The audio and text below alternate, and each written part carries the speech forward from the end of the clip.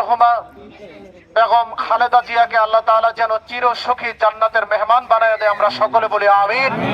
মতলব উত্তরে বেগম খালেদা জিয়ার আত্মার মাগফিরাত কামনায় কোরআন খতম, মিলাদ ও দোয়া মাহফিল অনুষ্ঠিত। সোহেল রানার প্রতিবেদনে দেখুন বিস্তারিত। চাঁদপুরের মতলব উত্তর উপজেলার ৫ নং দুর্গাপুর ইউনিয়ন বিএনপির আয়োজনে সাবেক প্রধানমন্ত্রী ও বিএনপির চেয়ারপারসন বেগম খালেদা জিয়ার আত্মার মাগফিরাত কামনায় কোরআন খতম, দোয়া ও মিলাদ মাহফিল অনুষ্ঠিত হয়েছে।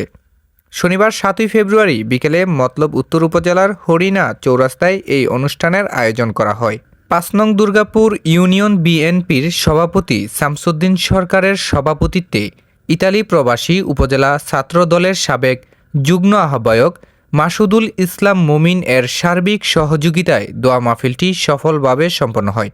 মিলাদ ও দোয়া মাহফিলে ইতালি থেকে মুঠোফোনে যুক্ত হয়ে বক্তব্য রাখেন উপজেলা ছাত্র দলের সাবেক যুগ্ম আহ্বায়ক মাসুদুল ইসলাম মুমিন।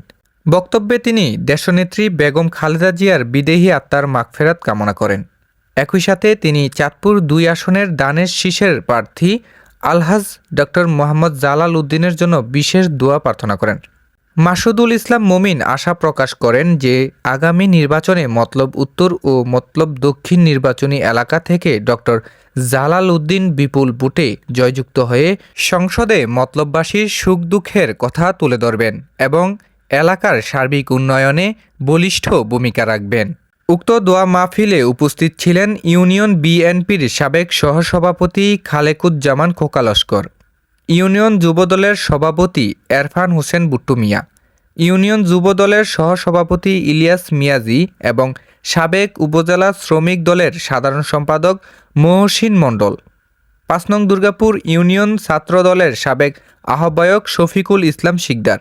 এছাড়াও এলাকার ওলামায়ে কেরাম, মাদ্রাসার ছাত্র এবং স্থানীয় বিএনপির অঙ্গ সংগঠনের বিপুল সংখ্যক নেতাকর্মী ও সাধারণ মানুষ দোয়া মাহফিলে অংশগ্রহণ করেন।